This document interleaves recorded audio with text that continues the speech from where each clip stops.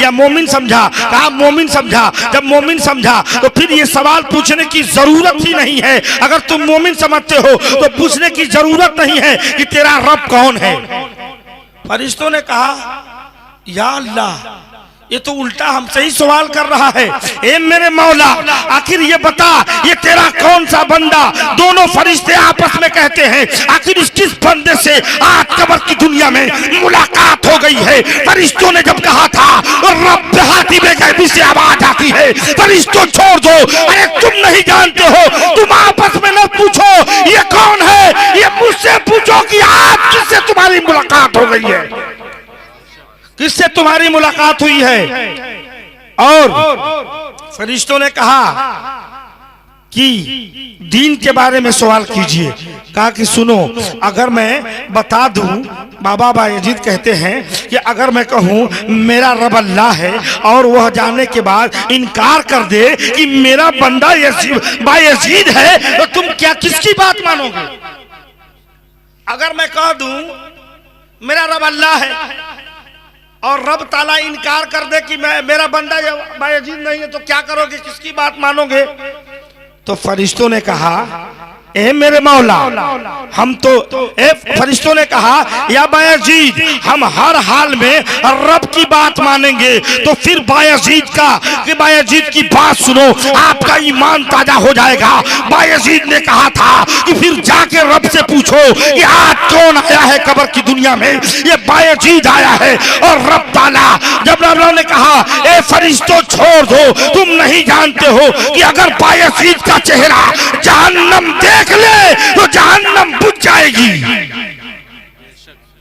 आप सोचो, बायजीद का चेहरा अगर जहन्नम देख ले तो कसम खुदा की बायजीद का बयान है कि जहन्नम बुझ जाएगी।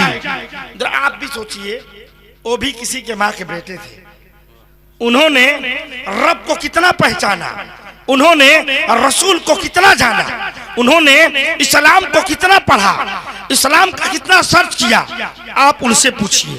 लेकिन हम मुसलमान न इस्तिंजा का तरीका, न मस्जिद में बैठने का आदाब, न हमको सलाम एक दूसरे से करने का तरीका, न मिलाद में बैठने का शौक है।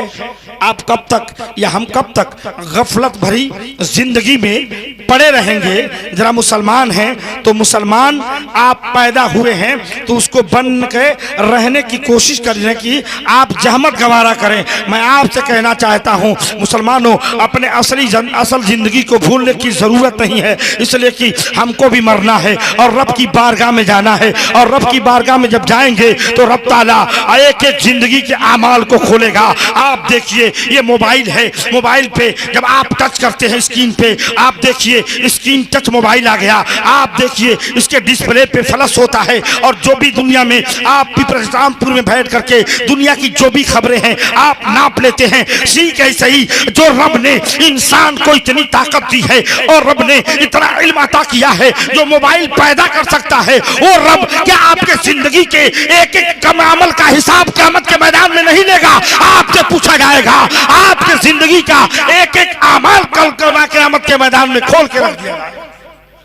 हजरात, मैं एक बात बोलूं, कल क़यामत के मैदान में सहाबा किराम हैं, रोते हैं, कहते हैं कि काश की हजरत अबू बकर सिद्दीक रज़ी अल्लाह ताला अन्हु को ये इस्लाम में सबसे बड़ा मर्तबा नबियों रसूलों के बाद से आपका है।